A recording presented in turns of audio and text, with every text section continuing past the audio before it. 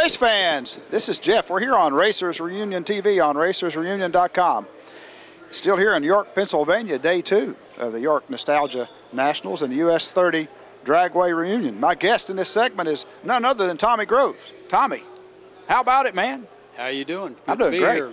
Yeah, thanks for coming on and hanging out with us. It's been my pleasure. I've seen people I haven't seen for 30 or 40 years, and I'm just really having a good time seeing pictures I haven't seen for years and years, and just to hear people talk about memories of different events they've been to. It's just been real rewarding for me to be here. Man, these are great events. Darwin Dahl has done a fantastic job with this event, and I'm really glad to come. This is my first trip here, but I'm sure glad I made it.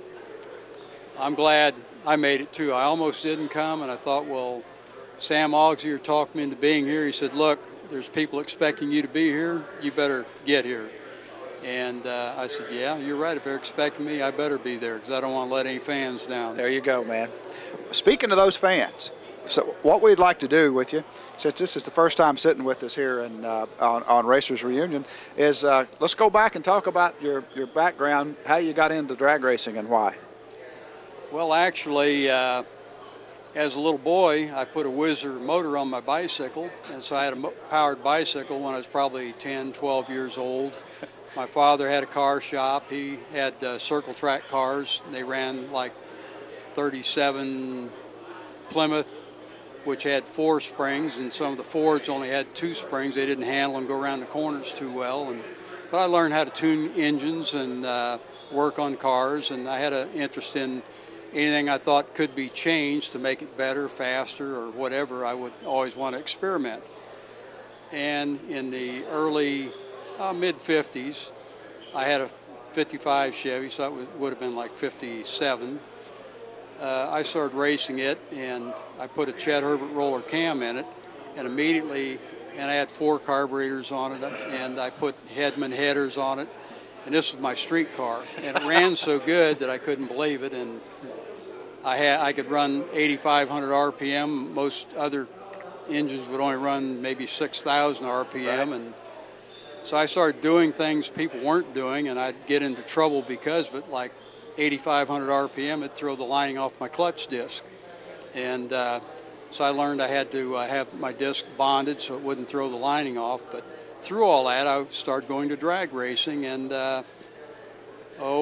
GM gave me a few parts they wanted me to test. When they had the Corvette, they had different cams and different parts, so I would get a few parts to test here and there. And I'd get asked to tune different cars, and I was tuning a Corvette for a guy that worked for Pepsi-Cola, and he was winning his races, and I was tuning another Chevy. It was a 348 motor that they had in like 58, and made some changes to it, and he was winning, and a lot of the cars I was tuning were winning. And through that, I bought a 1962 Chevy 409, started racing it, built my own tubing headers for it. And I ran into some competition at Fremont Drag Strip. A Plymouth almost beat me. Almost beat you.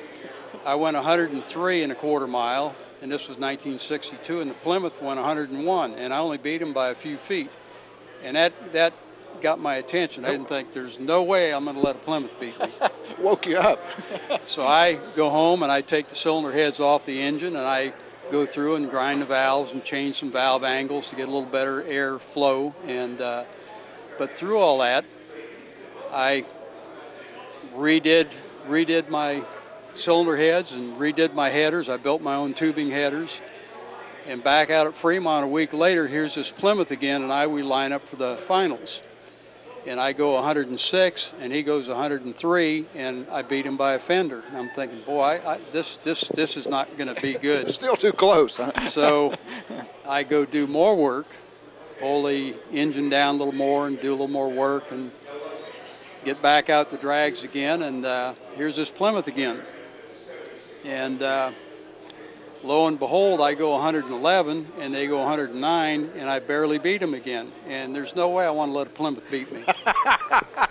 So after the races, we go out for, there's a pizza place close to Fremont Drag Strip where this is happening. And we go out to the pizza place. There's beer, pitchers full of beer, and pizza, and we're sitting down at the table having a good time. And one of the guys from this Plymouth crew, they come over and said, we got a confession to make. We're the Ram Chargers. And at that time, nobody knew anything about the Ram Chargers. And they said, we're the engineers. We design and we build the parts for Chrysler. We work for Chrysler. We're the engineers. We do it. I said, well, I wondered how come that Plymouth ran so fast. I said, you guys really have me worried. And they said, we'd like to get you to run a Plymouth.